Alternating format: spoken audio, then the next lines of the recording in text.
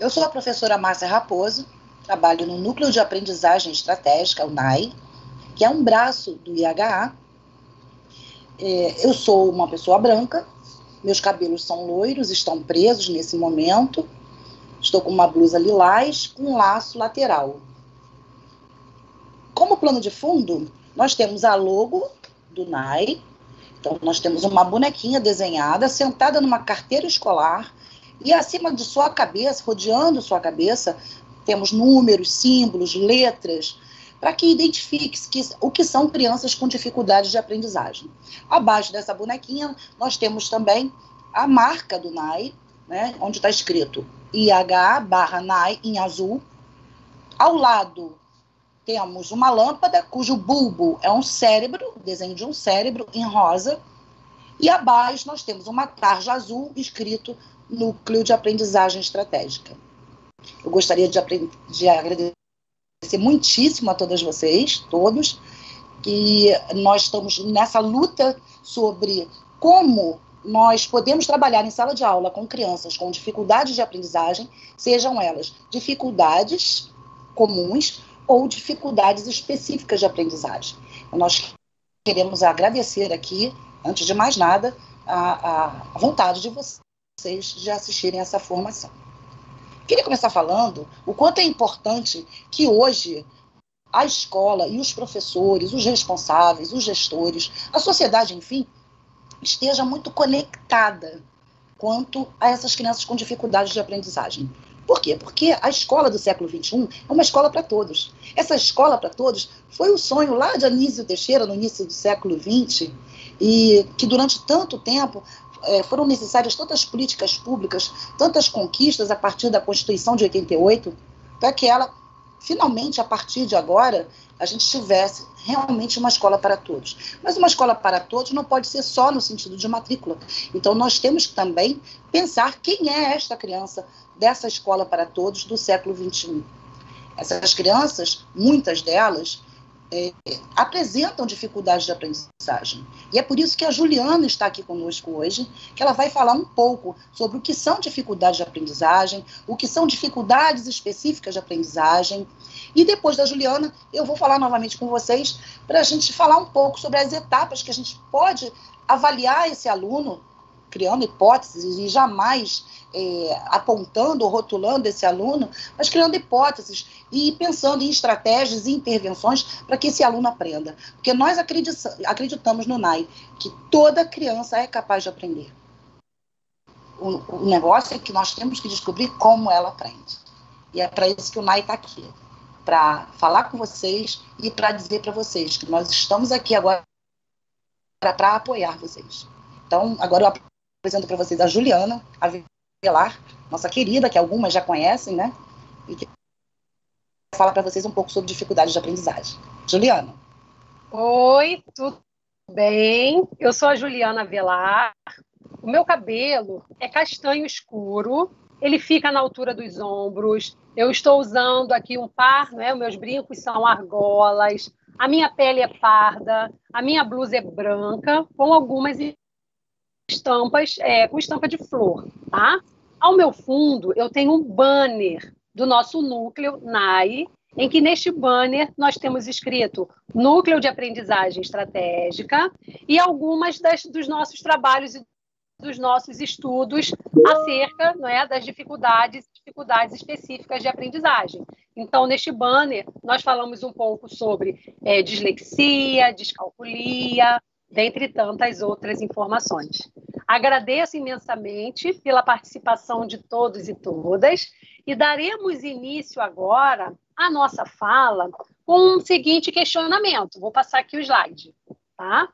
Dificuldades ou distúrbios de aprendizagem, compreendendo a diferença e como intervir. Estou passando aqui o slide para vocês, tá? Então, a gente inicia fazendo uma reflexão sobre esse fracasso na aprendizagem escolar. Vamos refletir, inicialmente, sobre o fracasso escolar na aprendizagem da linguagem, oralidade, leitura e escrita. E por que abordar este assunto é tão importante? A importância dele é porque a não aprendizagem da nossa criança pode causar frustrações na escola, na família e principalmente na nossa criança. E essa frustração pode gerar uma baixa autoestima, o que pode comprometer ainda mais a qualidade na aprendizagem do nosso aluno. E pensando nisso, eu vou passar aqui para o próximo slide e apresentarei a vocês algumas perguntas que nós podemos fazer para auxiliar nesta reflexão. A primeira das perguntas é nós percebermos como a nossa criança se enxerga neste processo. É de extrema relevância nós percebermos como é que esse nosso aluno está se enxergando nesse momento, o que está se passando com ele, para que ele não aprenda e o que ele está sentindo com isso tudo. Uma outra questão muito importante é nós indagarmos sobre quem é esse nosso aluno. E a ficha de anamnese, ela pode nos ajudar e muito na compreensão de sabermos quem é esse nosso aluno, e isso nos auxiliará na percepção de compreendermos por que ele não aprende. E quando nós nos deparamos, então, na nossa prática pedagógica, com alunos que ainda não sabem ler e nem escrever, como é que nós nos comportamos?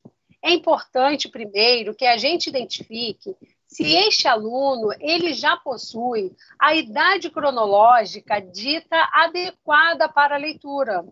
Um outro dado importante é a gente identificar quais esforços foram usados para auxiliar esse nosso aluno que está com dificuldade em ler, em escrever, em calcular. E por que esses dados são importantes? Eles são importantes porque eles auxiliam na construção do nosso relatório de acompanhamento da criança.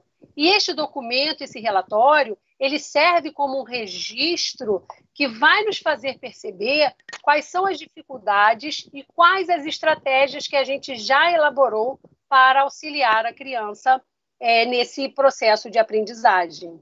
Tá? E aí outras perguntas também que são muito boas e que nós podemos usar para a construção desse relatório são: por que esse meu aluno não está aprendendo?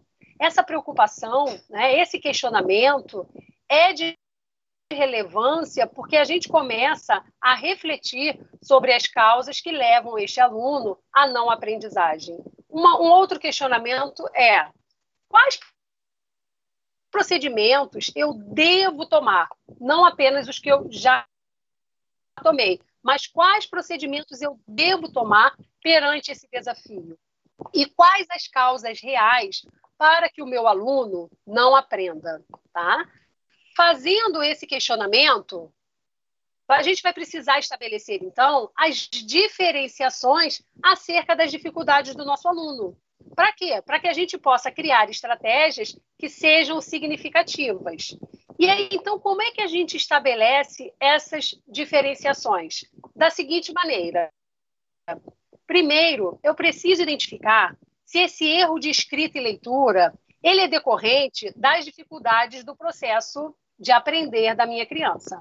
E eu também preciso identificar se esses erros de escrita e leitura eles são decorrentes das dificuldades específicas, dos transtornos, como a disgrafia, a desortografia, a descalculia, a dislexia, tá? E aí você está fazendo o seu levantamento, está estabelecendo essas diferenciações. O que a gente vai precisar, então, agora identificar? Se esses erros de leitura e escrita forem decorrentes das dificuldades do processo de aprender, essas dificuldades elas podem ser de origem pedagógica, de origem sociocultural, de origem emocional. Porque a dificuldade ela é compreendida como uma barreira que pode ter as mais variadas causas, como uma causa cognitiva, emocional, cultural, social, dentre outras. E que fatores podem levar a essa dificuldade?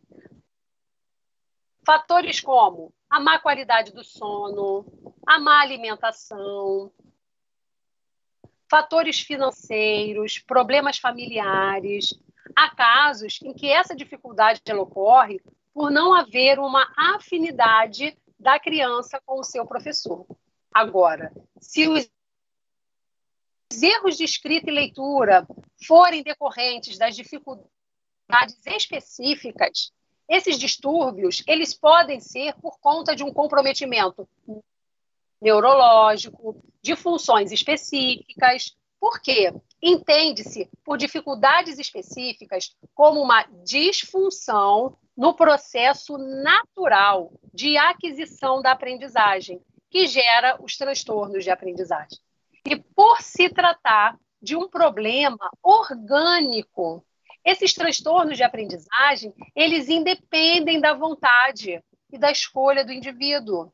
Da mesma forma que não significa que esse indivíduo ele seja incapaz de aprender. Todos somos capazes de aprender. Ocorre, né, que esse indivíduo com uma dificuldade específica, com um transtorno de aprendizagem, ele terá uma forma diferente de assimilar as informações. E por que isso? É porque o cérebro das pessoas com distúrbio de aprendizagem, ele atua de uma maneira distinta em relação ao cérebro de uma pessoa sem o distúrbio. E agora, então, vem mais um questionamento. O que, então, a gente pode fazer para auxiliar o nosso aluno? Então, existem alguns passos interessantes que nós precisaremos dar. O primeiro deles é investigar o que está ocorrendo com a nossa criança. E, a partir desta investigação, nós conseguiremos identificar quais são as causas geradoras dessa dificuldade na nossa criança. É uma dificuldade de aprendizagem ou é uma dificuldade específica, um transtorno de aprendizagem? E a partir do momento que a gente identifica essa dificuldade, o que nós, professores, fazemos?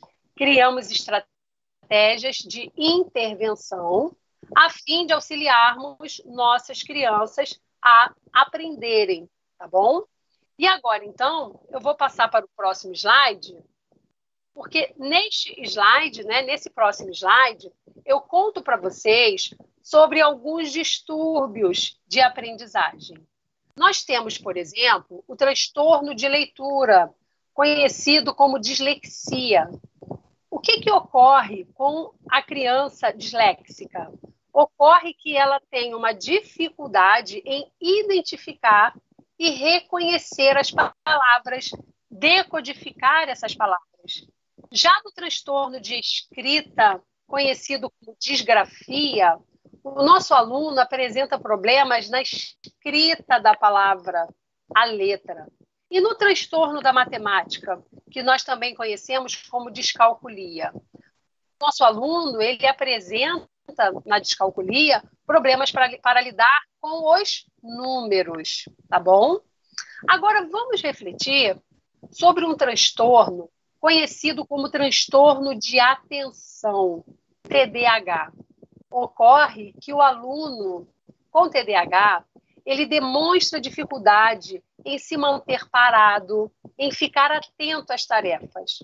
Algumas hipóteses, elas insistem que a criança hiperativa, ela utiliza a memória de curto prazo. E isso compromete a retenção da informação por um período prolongado. Sobre a questão, né, desse transtorno de atenção, assim como os problemas de aprendizagem, ambos podem interferir no desempenho da nossa criança, ainda que possuam causas distintas. E por que é tão relevante, é tão importante falarmos sobre estes assuntos no nosso encontro?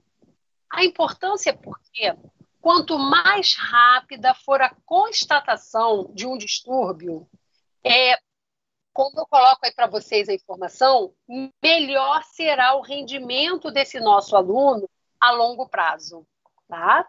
E então agora vem algumas dicas. Por quê? Você já investigou, você já identificou, então agora é chegado o momento de nós estabelecermos essas estratégias de intervenção. Existem várias, e aqui eu apontarei para vocês algumas delas, tá? Então vamos refletir sobre o seguinte: como é que nós vamos intervir no ensino híbrido? Quando essa criança estiver na sala de aula, como é que a gente estabelece essas estratégias de intervenção? Bem, a gente promove uma intervenção individualizada, precisamos dar tempo ao tempo, motivar a nossa criança, por mais que os resultados sejam mínimos. O reforço positivo é muito importante para as nossas crianças que estão com dificuldade. Quando essa criança cometer algum erro, de maneira afetiva, nós precisaremos corrigir esse erro, mostrar o erro, a fim de que essa criança possa acertar numa próxima vez. Uma outra informação importante é sobre a leitura em voz alta. Nós devemos evitar solicitar a essa nossa criança que faça a leitura em voz alta, a não ser que ela queira. E aí, se ela quiser, isso será maravilhoso, tá? Precisamos promover um ambiente acolhedor, que todos se sintam estimulados a ajudar esse colega que está com dificuldade. A gente precisa também articular com todas as pessoas que intervêm junto a essa nossa criança, tá? Uma outra informação também muito importante é sobre as tarefas. Nós precisaremos, na medida do possível, adaptar essas tarefas de forma a reduzir ou dar parte por parte, tudo bem? E o ruído pode comprometer a atenção, a concentração do nosso aluno, e por isso a gente precisa prestar atenção nos ruídos para que isso não comprometa a qualidade da aprendizagem dessa criança. Mas e agora, já que nós estamos pensando nesse ensino híbrido, em casa, o que fazer quando essa nossa criança estiver em casa? Bem, nós temos aqui algumas estratégias que podem nos auxiliar. Uma delas é esse diálogo constante com a família e essa abertura para que a nossa família se sinta segura em pedir orientações ao professor em como ajudar a criança em casa. Essa família precisa valorizar a rotina, essa família precisa elogiar e incentivar. É importante que a gente compartilhe com a família que estas crianças terão pequenos resultados positivos, que isso é algo gradual. E que, sendo assim, essa família precisa estar preparada para incentivar e dar um reforço positivo sempre que essa criança mostrar ali um pequeno resultado sobre o que foi feito. É importante também que essa criança tenha uma boa alimentação, que o local de estudo tenha uma boa luminosidade. É preciso estar atento aos ruídos, aos estímulos que possam tirar a atenção dessa criança, como a TV, o rádio, o celular. Se esse nosso aluno tiver acesso a celular ou a videogame, é importante também que esta família ela estabeleça um horário a fim de valorizar a rotina, a fim de que essa criança não fique estressada, né? A fim de que ela perceba que existe o momento de estudar e existe o momento do lazer, tudo bem? E aí, então, como é que a gente pode intervir para as crianças com dificuldade, por exemplo, de concentração? Como eu já falei anteriormente, o local precisa estar livre dos ruídos, é importante estabelecermos um horário, tá? Elogiar o progresso. Essa família ela vai precisar, na medida do possível, fazer a leitura em voz alta para auxiliar essa criança na assimilação da informação. Tudo bem? E agora, então, eu quero contar para vocês sobre algumas sugestões de atividades que podem ser aplicadas tanto na escola quanto em casa e que auxiliam nossas crianças na parte da memorização, na oralidade, na interpretação textual. E que atividades são essas? É o jogo da memória, o quebra-cabeça, pular corda, fazer essa criança cantar com a nossa criança, ler histórias, brincar de amarelinha. E um outro dado também importante, uma outra informação importante, é sobre os materiais. Por quê? A nossa criança com dificuldade para aprender, ela necessita de materiais concretos.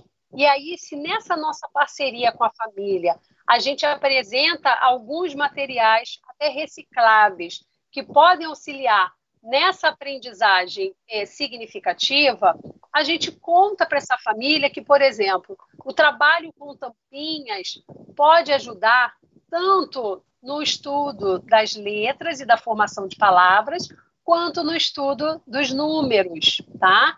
Os palitos de fósforo, a fita métrica, para leitura e escrita.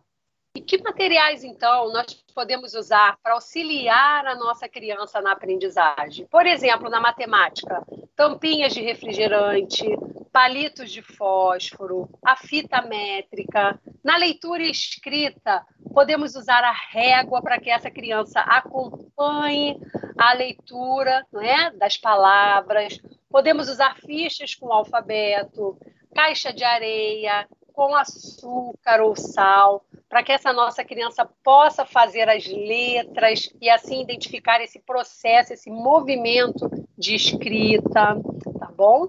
E essas são algumas dicas que eu trago hoje para vocês. E agora, então, eu passarei a palavra à minha amiga Márcia e desde já agradeço a todas e todas pela participação. Obrigada.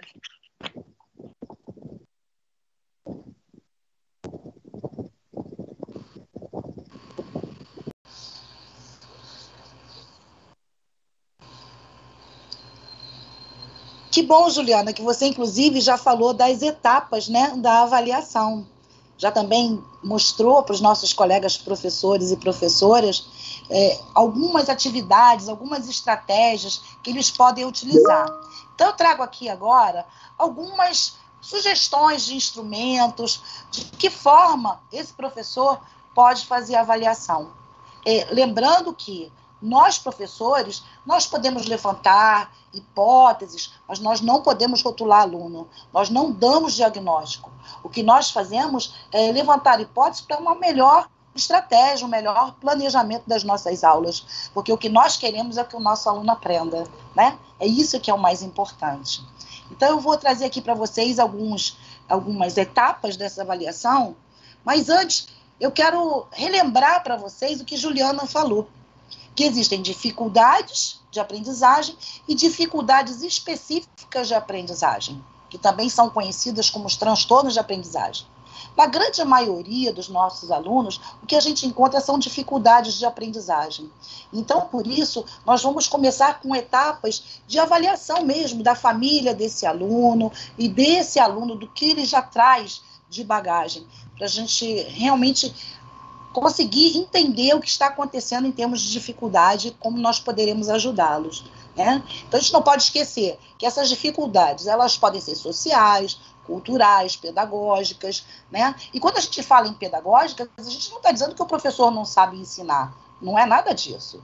Apenas que o professor precisa de orientações e de utilizar outros instrumentos para que esse aluno aprenda, porque cada um tem uma forma de aprender. Eu gosto sempre de dizer que eu tenho algumas dificuldades para aprender algumas questões de matemática, mas nem por isso eu sou uma pessoa que tem um transtorno ou uma descalculia. Eu preciso de uma outra forma de me ensinar matemática para que eu aprenda. Sempre foi assim.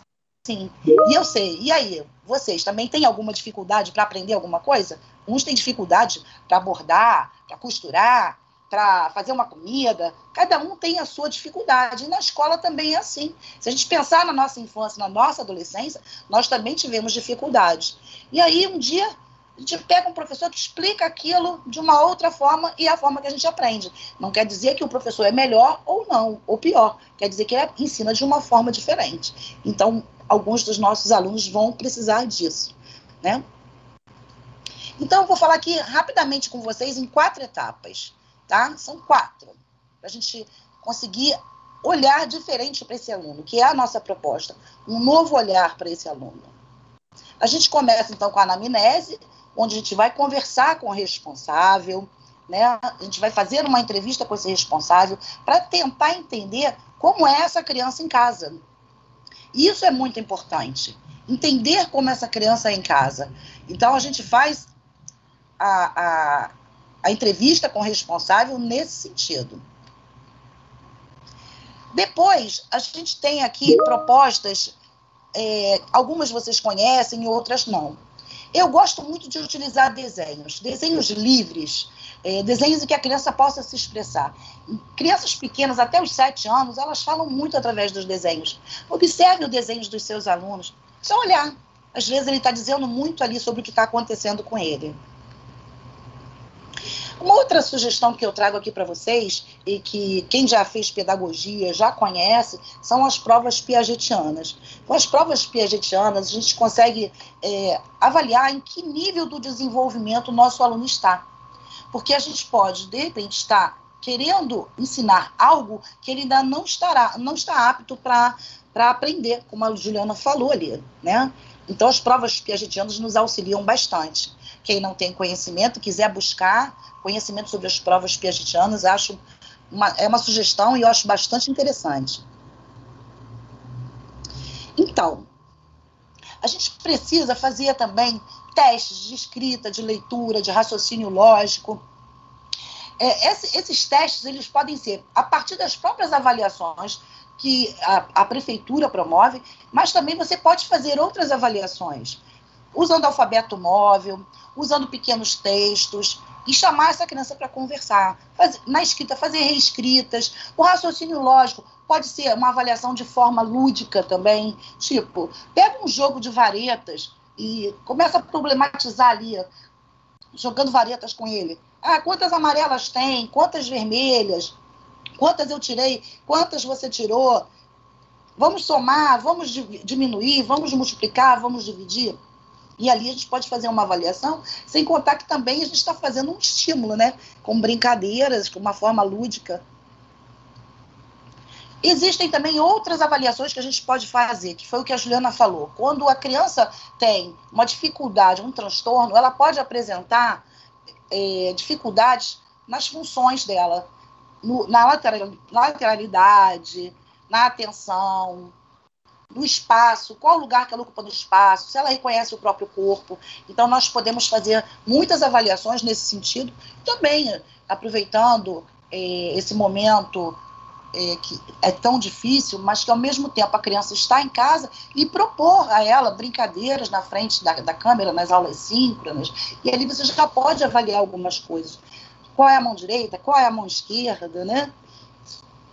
E temos a 4ª etapa, onde a gente vai avaliar a motricidade dessa criança, propondo brincadeiras, como a Juliana já tinha falado ali, brincadeiras com tampinhas, com copos, né? E a gente ali vai avaliando. A tesoura, novamente, a gente pode aproveitar para avaliar essa parte motora da criança, e uma série de outras atividades que vocês podem fazer para avaliar a motricidade.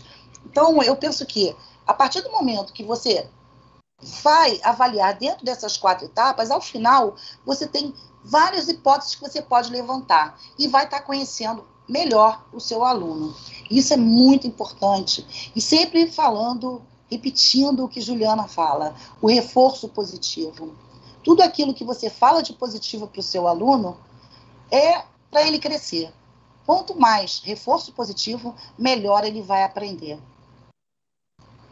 Eu quero agradecer a todos e a todas, né, pela paciência que teve conosco, e se precisarem de algum apoio, de alguma colaboração, nós, no Núcleo de Aprendizagem Estratégica, estaremos ali para conversar com vocês. Obrigada.